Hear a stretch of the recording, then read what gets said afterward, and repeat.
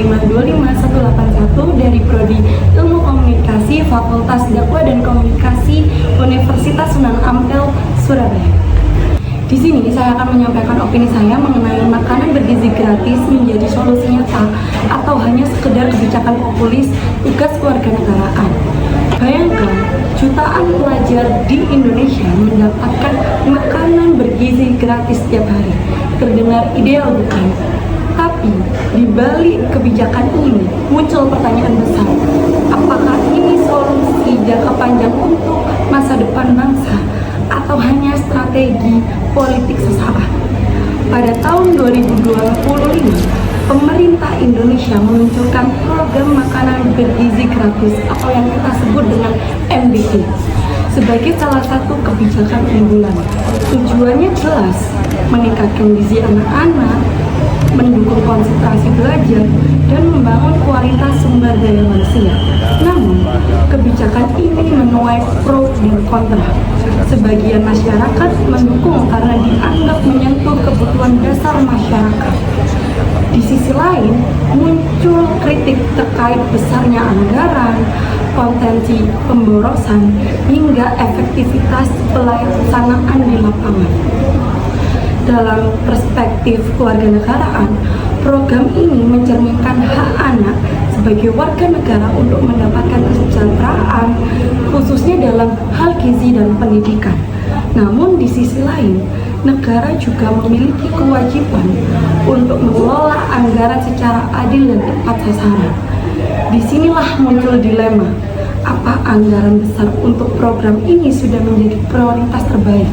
Program ini menunjukkan peran negara sebagai welfare state, negara yang hadir untuk menjamin kesejahteraan rakyat. Namun, warga negara tidak hanya sebagai penerima manfaat, tetapi juga pengawasan. Kritik publik menjadi penting agar kebijakan ini tidak hanya baik secara konsep, tetapi juga tepat dalam implementasi.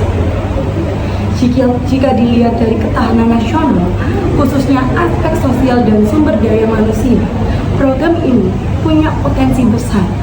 Anak yang sehat dan bergizi akan tumbuh menjadi generasi yang produktif.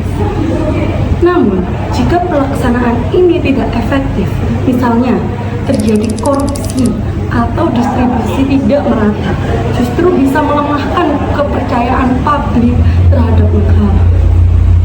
Program ini juga mencerminkan nilai gotong royong, di mana negara hadir membantu masyarakat. Namun ada pertanyaan penting, apakah semangat gotong royong ini benar-benar terwujud? Atau justru masyarakat menjadi terlalu bergantung pada bantuan negara? Pertanyaan utamanya adalah, apakah program ini merupakan solusi jangka panjang untuk meningkatkan kualitas SDM Indonesia? Atau hanya kebijakan populis untuk menarik simpati masyarakat? Menurut saya, program makanan bergizi gratis atau yang kita sebut dengan MBG adalah kebijakan yang baik secara tujuan, tetapi menantang dalam pelaksanaannya. Program ini bisa menjadi solusi jangka panjang jika yang pertama, tepat sasaran, yang kedua, transparan dalam pengelolaan anggaran, dan yang ketiga, terintegrasi dengan kebijakan lain seperti pendidikan dan kesehatan.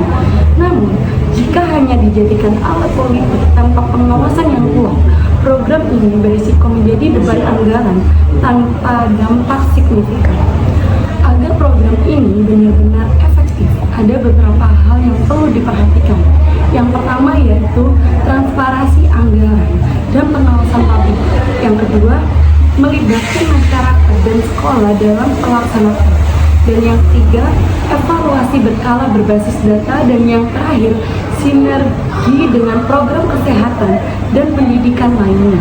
Dengan begitu, program ini tidak hanya memberi makan, tetapi juga benar-benar membangun masa depan bangsa. Pada akhirnya, kebijakan publik tidak hanya dinilai dari niat baik yang melatar belakanginya, tetapi juga dari kualitas perencanaan, ketepatan implementasi, serta konsistensi evaluasinya. Program makanan bergizi gratis berpotensi menjadi investasi strategis bagi peningkatan kualitas sumber daya manusia Indonesia dalam jangka panjang. Namun, tanpa tata kelola yang transparan, akuntabel, dan berkelanjutan. Kebijakan ini juga berisiko menjadi beban fiskal yang kurang efektif. Oleh karena itu, diperlukan sinergi antara pemerintah, masyarakat, dan seluruh pemangku kepentingan untuk memastikan program ini berjalan tepat sasaran dan memberikan dampak nyata. Dengan demikian, kebijakan ini tidak hanya berhenti sebagai wacana populis, melainkan benar-benar menjadi solusi substansi bagi masa depan bangsa. Saya Siti Sunaria, sekian yang dapat saya sampaikan. Wassalamualaikum warahmatullahi wabarakatuh.